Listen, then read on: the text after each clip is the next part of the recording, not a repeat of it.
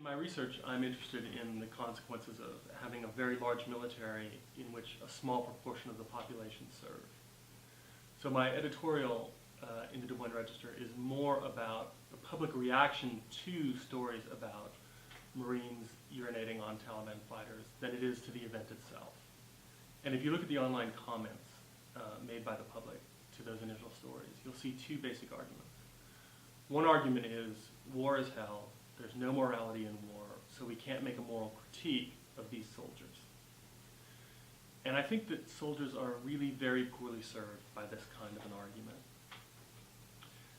If you look at what soldiers have said about their experiences in war over the last 100 years, you'll see that they very often have difficulty coming to terms with the fact that they've killed other human beings.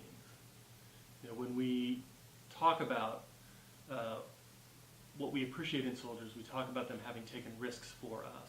We rarely talk about what they've actually done, the unique thing, which is to kill other people. And it's not surprising that they find that difficult.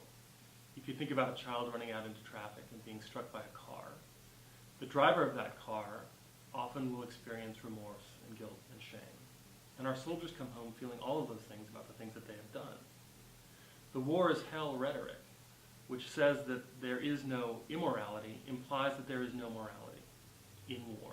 And that makes it really difficult for our soldiers to try to reconstruct themselves as moral beings.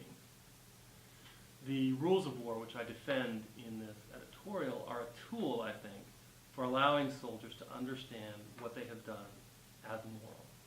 When we defend these for soldiers with the war as hell rhetoric, I think we sacrifice the morality of tens of thousands of soldiers who've acted honorably in battle.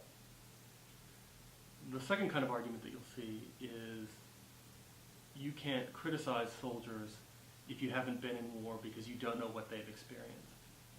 And I think this is also a bad kind of rhetoric that serves civilians a lot more than it serves soldiers. If you can't understand something, there's no incentive to even try to understand it. And so I think this rhetoric supports a position in which we don't try to understand what soldiers have experienced. If we really supported our soldiers, we'd try very hard to understand what it is that they have experienced. It's a way of shutting soldiers out and not having to think about what they've done.